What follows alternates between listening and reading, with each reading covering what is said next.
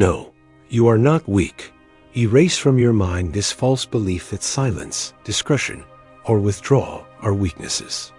Forget everything you've been taught about loud self-assertion, about this supposed need to impose yourself by speaking louder than others, by correcting, demonstrating, or displaying your superiority right from the start.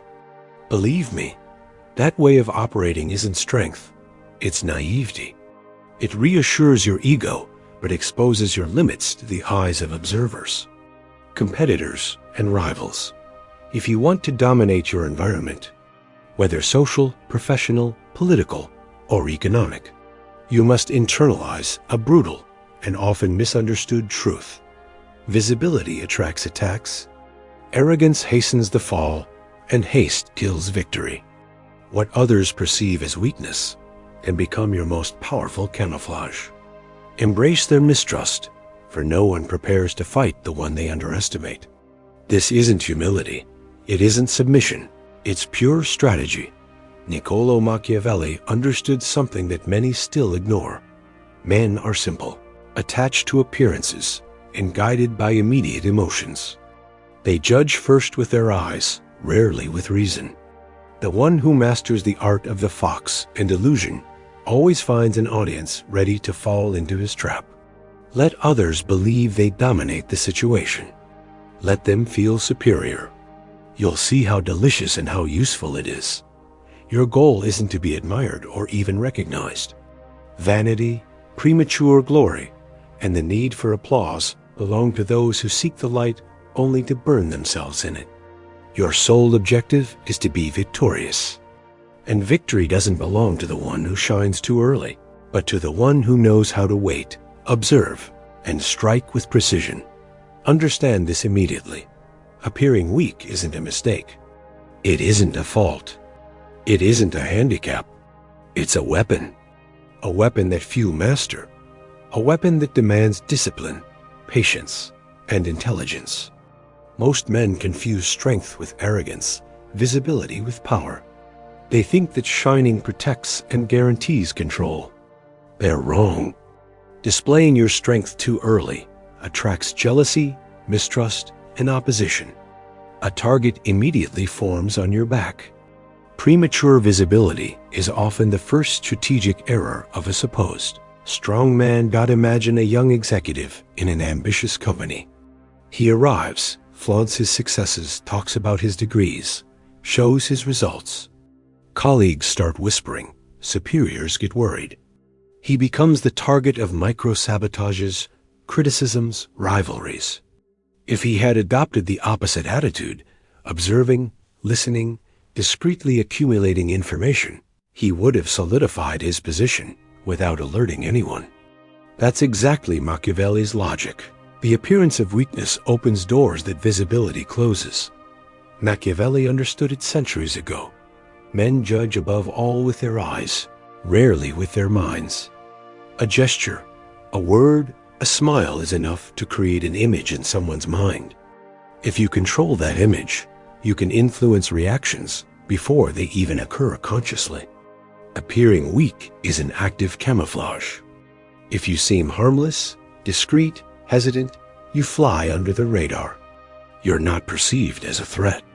And when you're not seen as a threat, people lower their guard.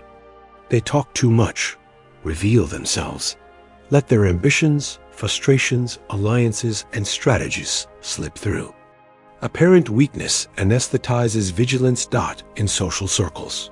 The one who seeks to shine, impose opinions, or correct others becomes a focal point. They're observed, tested, examined. Their ego becomes a lever for others. The paradox is simple. The more you want to show your value, the more you create an adversary. The one who remains discreet, who listens, who observes, becomes invisible. But this invisibility isn't empty. It allows you to collect information, observe rivalries, note alliances, and fractures in the group. While others fight for the spotlight, you accumulate levers and knowledge needed to act at the exact moment. You become the one no one expects, but everyone underestimates. Observe carefully. An individual who monopolizes the conversation reveals their insecurities. The one who constantly interrupts shows fragile ambitions. The one seeking external validation exposes their weak points. You, on the other hand, listen, observe, take mental notes, and ask subtle questions to make each person reveal a bit more of their inner world. Every word, every reaction becomes a piece of strategic information. Never underestimate the value of silent observation. The more you appear weak, the more you harvest. Imagine a group in a meeting, two people vying for recognition or attention.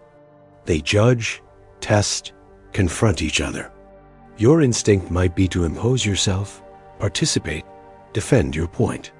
Don't do that. Let them battle verbally. Listen to them. Encourage them to develop their positions.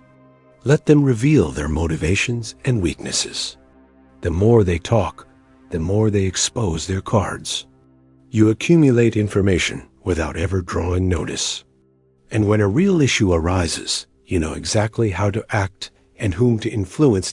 In the professional world, displaying your skills in the first few weeks triggers two predictable reactions: horizontal jealousy, where colleagues seek to hinder you, and vertical mistrust, where superiors wonder if you're trying to eclipse them. Ambition that's too visible is seen as a threat. To avoid these traps, cultivate an image of sober and discreet competence. Be reliable, consistent, effective, but without ostentation. Your results should speak for themselves at their own pace. Without raising alarms. During meetings, don't immediately reveal your brightest ideas. Introduce them through questions or suggestions. Let a superior or colleague rephrase them as if they were the author. The idea gets implemented, the apparent credit goes to someone else, and you gain implicit protection and strategic freedom. You become the invisible architect of success. Apparent modesty becomes a cover that lets you consolidate your positions without triggering counterattacks. Apparent weakness isn't inaction. It's calculated. It's active observation disguised as passivity. When you feign hesitation, uncertainty, or naivety, you observe real reactions. The impatient reveal themselves. The disloyal betray themselves. The opportunists expose themselves. You don't need to push or provoke. They give themselves away. And when you move to action, the contrast between apparent weakness and real determination generates a psychological shock. Surprise produces respect. The mental dissonance created by this revelation destabilizes the adversary more effectively than any direct confrontation. In political and military strategies, the same principle applies. Actors who show their strength too early trigger defensive coalitions. Enemies coordinate to block or counter. Visible strength attracts resistance. The one who advances discreetly accumulates forces, monitors alliances, and identifies fractures strikes from the shadows. When they finally act, they don't conquer because they're stronger on paper, but because they've anticipated all reactions, know the flaws, and their opponents weren't prepared to counter them. The surprise is an unstoppable psychological weapon. The one believed to be weak becomes an unexpected threat. The adversary hesitates, doubts, tries to reevaluate the situation. The indecision of the one thought to be simple is often enough to give the advantage. This technique works in society, in business, in politics, in commerce. A small invisible actor can destabilize a careless giant simply by exploiting time and accumulated information. But beware, appearing weak demands enormous discipline. You must accept that your ego remains unsatisfied. You must accept that others receive praise or are perceived as more competent. You must endure condescending remarks without reacting. This isn't passivity. It isn't submission. It's strategic timing. Every moment you're underestimated is a moment you prepare the ground for your future explosion. Immediate gratification is sacrificed to build lasting power. The example of Colombo The famous fictional detective illustrates this principle perfectly. Under his distracted, clumsy, almost naive appearance, he disarms his suspects. They talk too much, believe themselves superior, reveal their weaknesses. He never fights directly. He lets others expose themselves. Then he acts with precision at the exact instant. Victory doesn't come from brute force, but from exploiting perception and apparent weakness. Augustus, the Roman emperor, used the same logic. He pretended to restore the Republic, showed himself humble, respectful of traditions, while the Senate believed it was still in control. While others focused on secondary details, he consolidated his power methodically, invisibly, silently. When he finally emerged as the uncontested leader, no one could stop him. The effect of surprise and mastery of perceptions created his lasting domination. Never correct the one who underestimates you. Let them believe in their superiority. Listen to their simplistic advice. Every instant they believe you inferior is a moment they don't prepare a counter-strategy. Your ego will sometimes demand immediate recognition or validation. Ignore it. A satisfied ego brings instant pleasure, but a mastered ego builds real power. Apparent weakness must be used as an active camouflage. You observe, accumulate, anticipate. You influence perceptions, control reactions, condition others' decisions. Others think they have control, but in reality, you direct the flow of events. You become indispensable without ever claiming it. You advance the pieces of the game while others believe they're playing their own part.